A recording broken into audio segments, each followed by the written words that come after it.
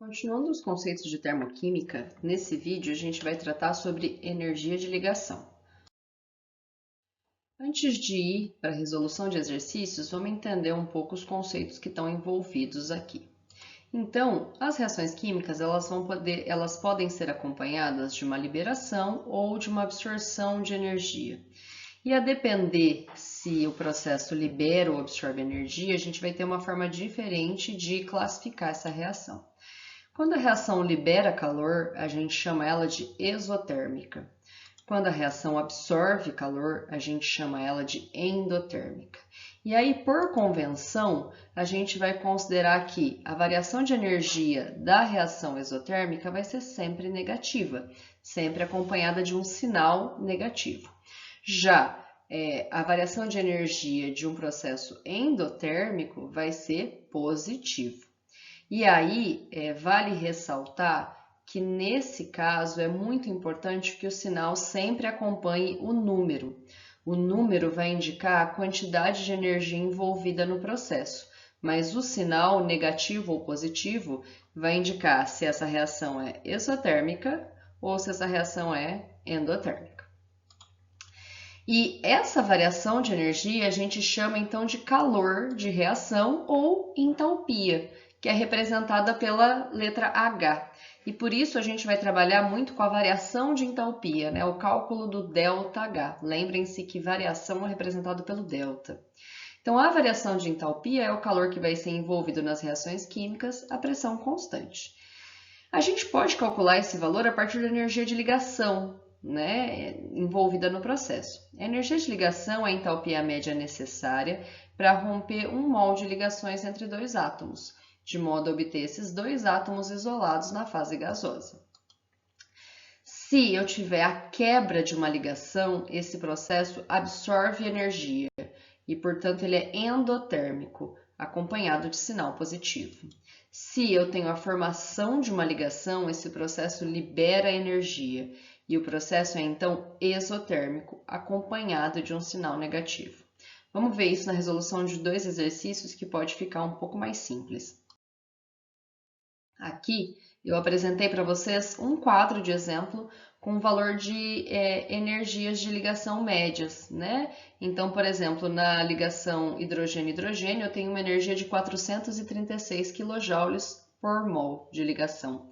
Na ligação hidrogênio-flúor, eu vou ter uma energia de 563 kJ por mol de ligação. Então, esses valores mudam de acordo com o tipo de ligação.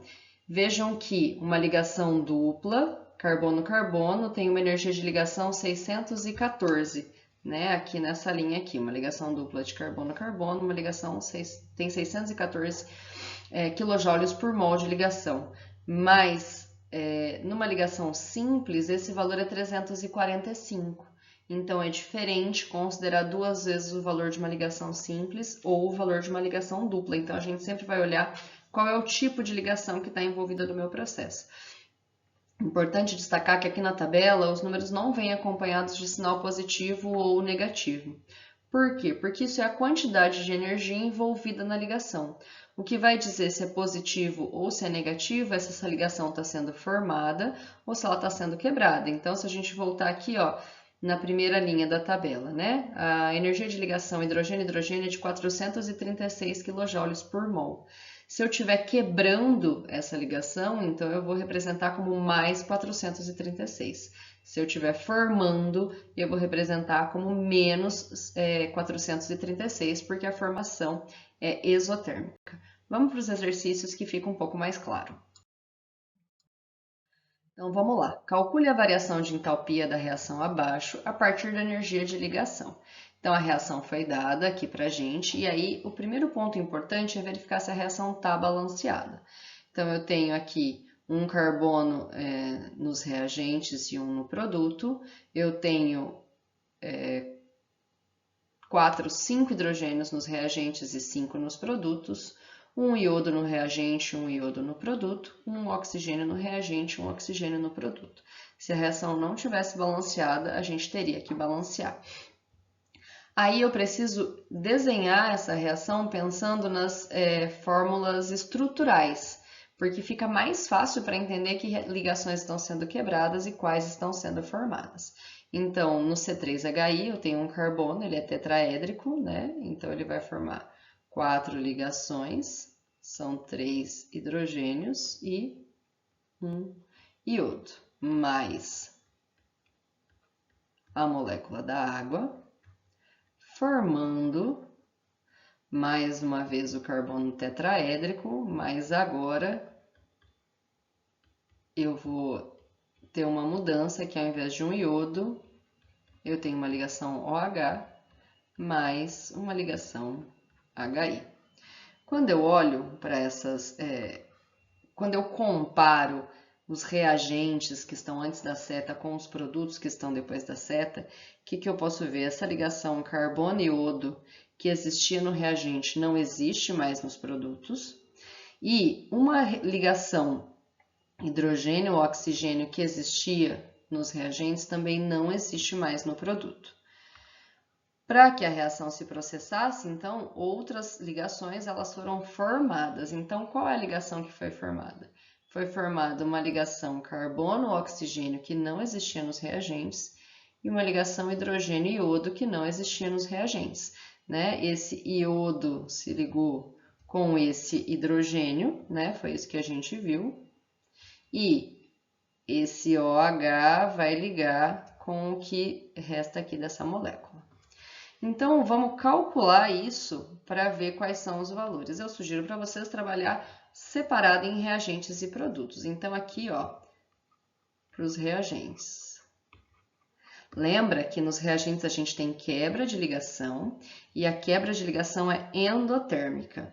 Então, o que a gente vai ter aqui? A variação de entalpia dos reagentes vai ser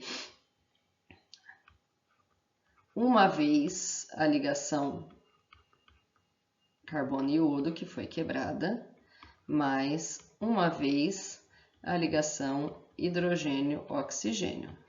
Se a gente vem aqui para a tabela, as ligações que a gente quer, ó, carbono e iodo está aqui em cima e hidrogênio e oxigênio aqui, a gente vai substituir isso por valores. Lembrando que vai ser positivo. Então, uma vez mais 241, mais uma vez, mais 463. Resolvendo isso aqui, eu vou ter um valor de mais 704, o quê? Quilojoule. Para os produtos, eu vou ter,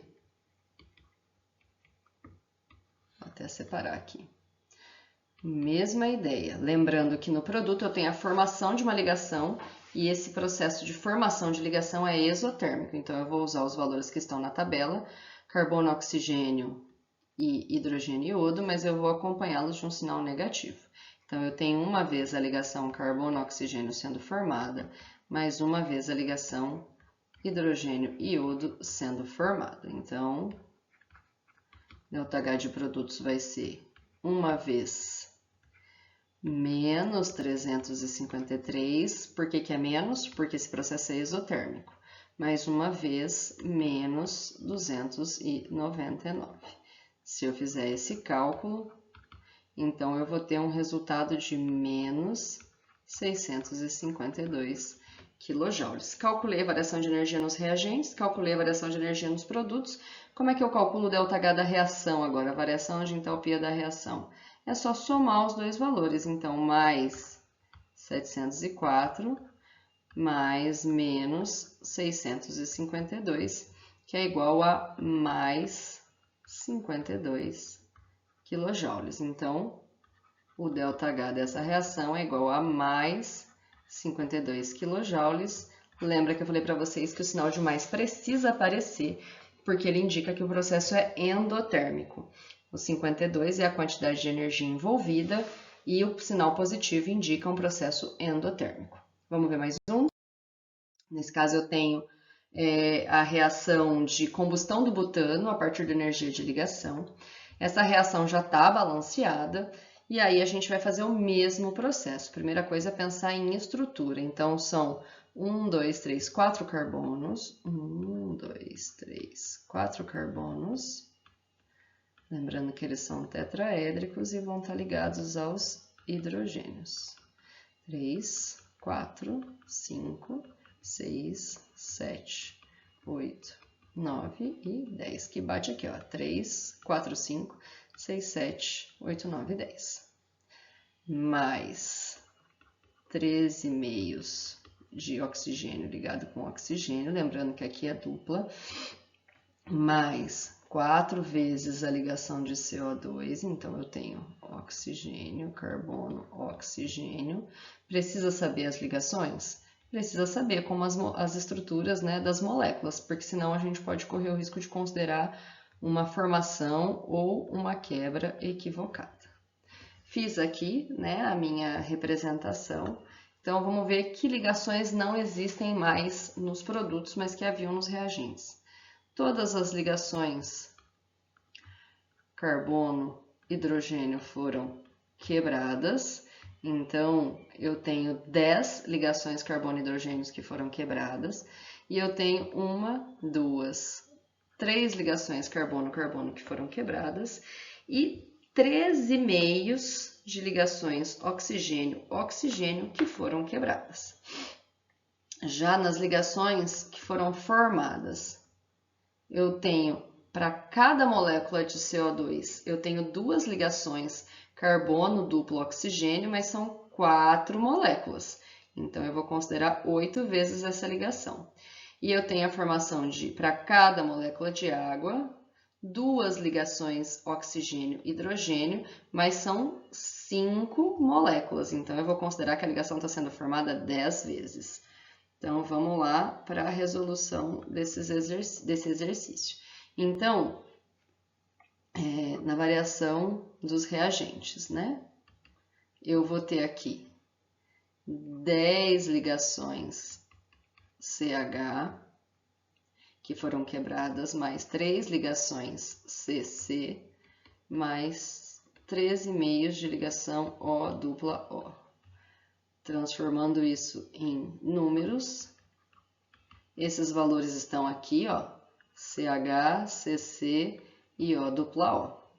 Então, vou ter 10 vezes 413, mais 3 vezes 345, mais 13 sobre 2 vezes 495.